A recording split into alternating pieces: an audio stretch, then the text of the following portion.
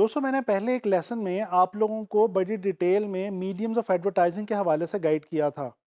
मैंने आप लोगों को ये बताया था कि बीइंग ग्राफिक डिज़ाइनर्स जब हम काम करते हैं तो हमें किसी न किसी मीडियम के ऊपर डिपेंड करना पड़ता है। और ऐसा क्यों है?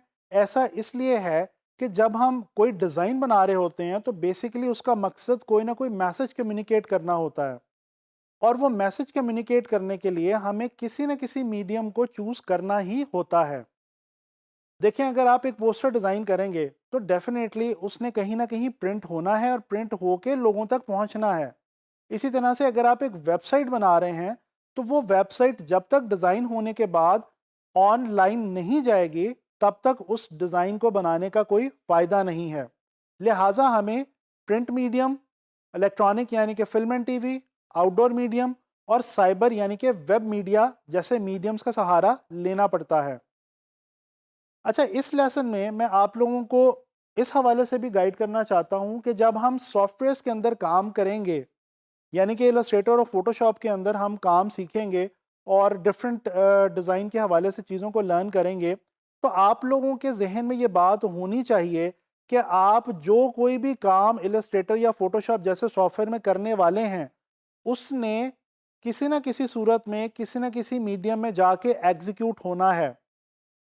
लिहाजा आपका डिज़ाइन उस मीडियम के अकॉर्डिंगली बिल्कुल एक्यूरेट होना चाहिए। दोस्तों आगे चल के जब हम सॉफ्टवेयर सीखना शुरू करेंगे तो आप लोग देखेंगे कि जो पहला स्टेप होगा वो होगा न्यू डॉक्यूमेंट को चूज करना।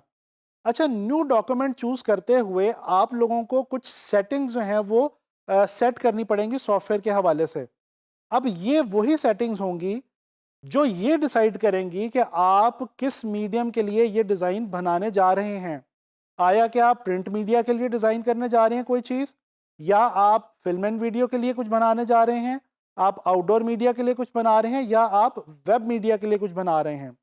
तो दोस्तों चलें हम कुछ ऐसी 2-3 प्रॉपर्टीज़, या आप इनको डायनामिक्स कह लें, कि कुछ ऐसी 2-3 डायनामिक्स को हम स्टडी करते हैं जिनको आपको देखना होगा बहुत गौर से।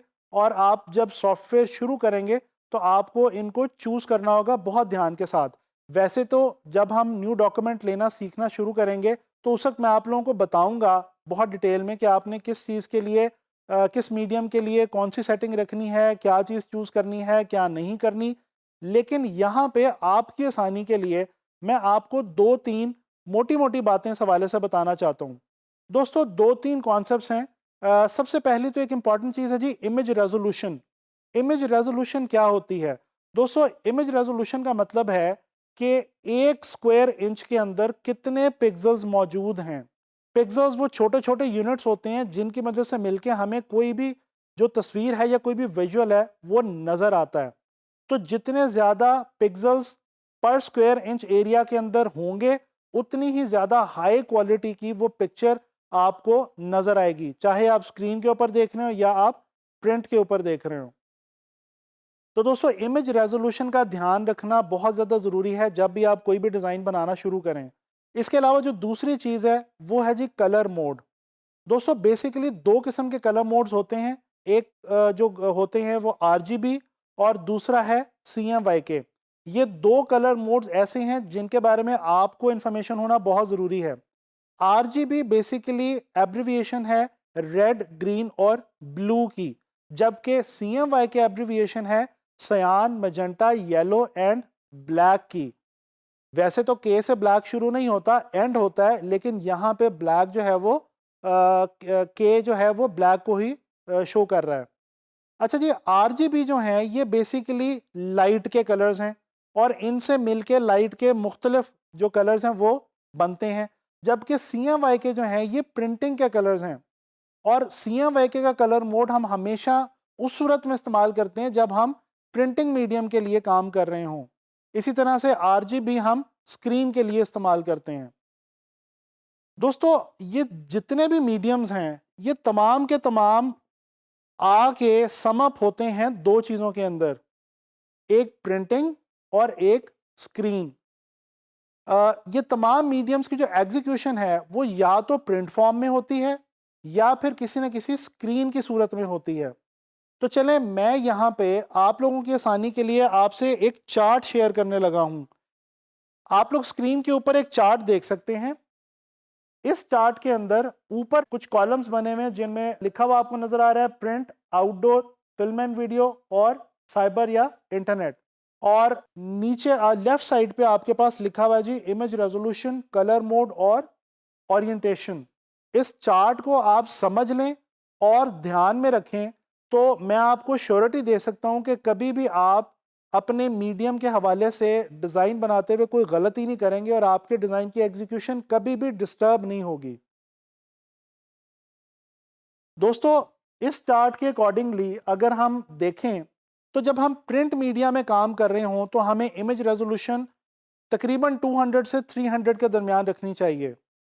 जब हम आउटडोर मीडियम के लिए काम कर रहे हो तो हमारी रेजोल्यूशन 300 से 400 या 600 तक अंदाजन जा सकती है। अच्छा, फिल्म एंड वीडियो की जो रेजोल्यूशन होती है वो बेसिकली उसके जो रिकॉर्डिंग फॉर्मेट होता है उसके हवाले से होती है।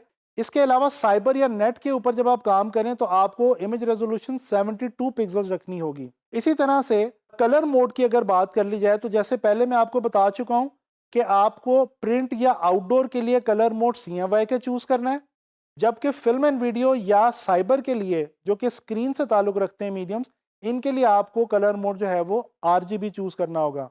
इसी तरह से आखिरी चीज ओरिएंटेशन है।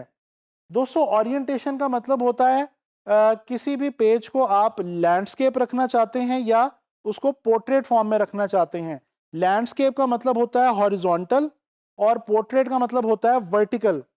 तो दोस्तों, अगर आप प्रिंट मीडिया के लिए या आउटडोर के लिए काम कर रहे हैं या तो उस सूरत के अंदर आप लोग किसी भी किस्म का जो ओरिएंटेशन है पेज का वो चूज कर सकते हैं depending upon your own requirement और रिक्वायरमेंट ऑफ योर डिज़ाइन। जबकि फिल्म एंड वीडियो की सूरत में या वेबसाइट बनाने की सूरत में आप लोगों को लैंडस्केप ओरिएंटेशन रखनी होगी। तो दोस्तों, ये जो चार्ट मैंने आपसे शेयर किया है ये यकीन माने बहुत ही इंपॉर्टेंट चीज़ है। इसको आपने जहन में रखना है और आगे चल के जब मज़ीद मैं डिटेल में आपको सॉफ्टवेयर स्टडी करवाऊंगा तो वहाँ पे मैं आपको ये तमाम सेटिंग्स एक बार दोबारा अच्छे तरीके से समझा दूंगा सॉफ्टवेयर ओपन करके। तो मैं उम्मीद करता हूँ कि आपको ये लेक्चर जो है ये समझ आया होगा और इंशाल्लाह ताला नेक्स्ट लेक्चर में मुलाकात होगी मज़ीद किसी बहुत ही फ्रूटफुल इंफॉर्मेशन के साथ।